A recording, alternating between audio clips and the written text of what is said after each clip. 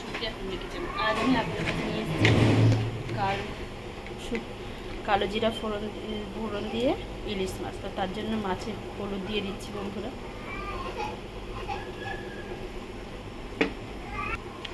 হলুদ,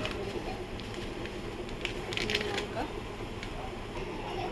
নুন, স্বাদ মতো নুন। এবার এগুলো একসাথে ম্যারিনেশন করবো।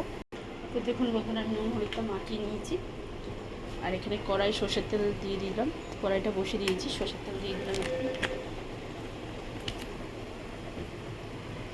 দিয়ে একটু কালো জিরে ফোড়ন দিয়ে দিলাম। এটা খুব ফিটছে। তো বন্ধুরা, কালো জিরের গন্ধটা বেরিয়ে গেছে। এবার আমি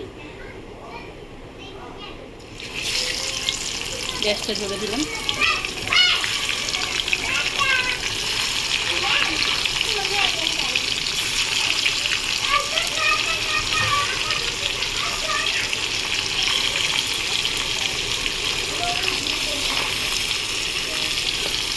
দেখুন বন্ধুরা, এইভাবে সব এগুলো দিয়ে দিলাম। এর মধ্যে আর কোনো মশলা যাবে না। এটা ভালো করে নিয়ে একটু ওপিট করে নিয়ে জল ঢেলে দেবো। তো এটা এক পিঠ হোক, পরে দেখুন বন্ধুরা, ওপিট করে আমি শুধু ভেজে নিচ্ছি। গ্যাস হালকা হাতে ভেজে নেবো, আর কিচ্ছু না।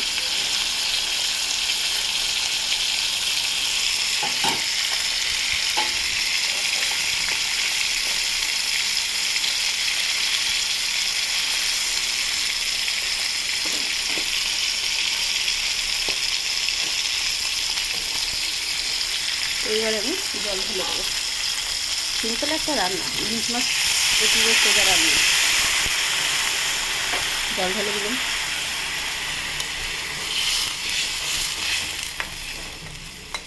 ফুটুক বন্ধুরা।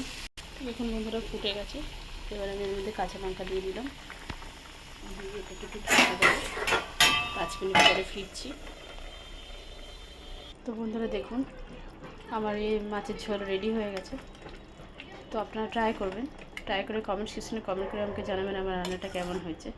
আর আমার চ্যানেলটা লাইক অ্যান্ড সাবস্ক্রাইব করে দেবেন। Thank you for watching. Bye bye বন্ধুরা।